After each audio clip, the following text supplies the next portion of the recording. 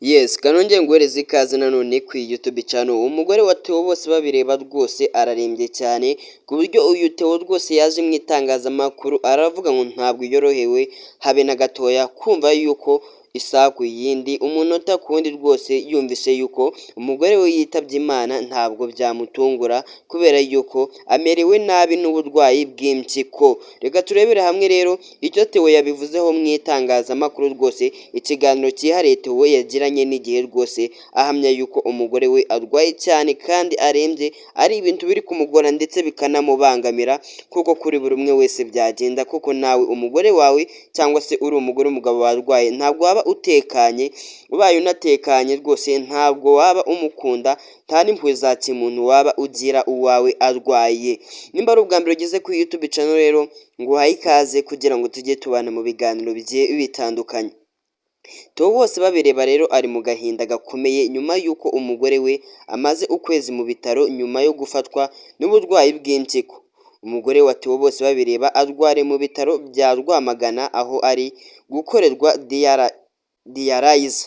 Mu kiganiro yagiranye n'igihe Theo bose babireba yagize ati umugore wanjye ararwaye cyane, amaze ukwezi kurenga ari kwivuza impyiko, ariko ni nyuma y'igihe yivuza ataramenya ko arizo arwaye. Kugeza ubu zose uko ari ebyiri zamaze kwangirika, batubwiye ko icyashoboka ari kimwe gusa rwose ari ukuzisimbuza. Ubu ngubu Theo rwose arimo yibaza uko biri buze kugenda ndetse n'iherezo ry'ibi bintu.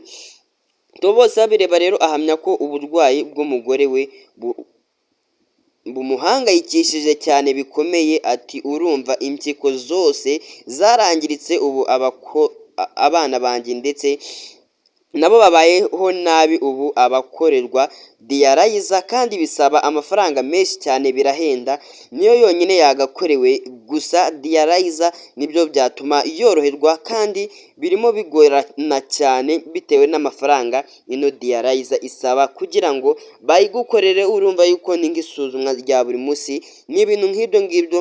Theo rero arimo avuga yuko atabona ubushobozi.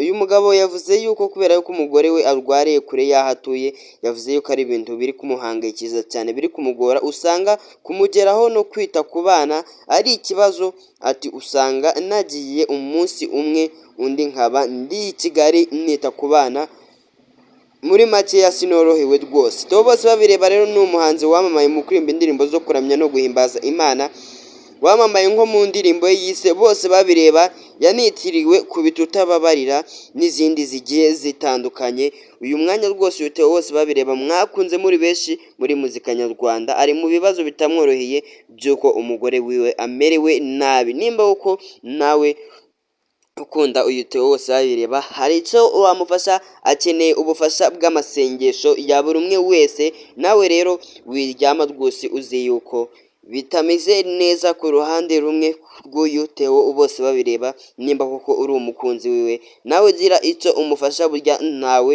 Imana itakumva, nawe musengere rwose. Yiyambaje abantu avuga yuko akeneye inkunga y'amasengesho kandi ku bantu benshi cyane rwose, kubera yuko arimo avuga ko umugore wiwe yitabye Imana atari ibintu byamutungura kubera yuko ararwaye, ararembye cyane. Impyiko ebyiri ziwe zarangiritse rwose kandi ku rwego rwo hejuru. Bamaze no kumubwira ko kwa muganga nta kindi cyakorwa uretse kuzimukuramo bakamushyiramo izindi, nicyo gisigaye gusa. Nimba uri umugira neza rero hari icyo wabikoraho. Reka mubwire ukomeze ugire ibihe byiza, uracyari kuri Rwanda ni Future. Ciao ciao.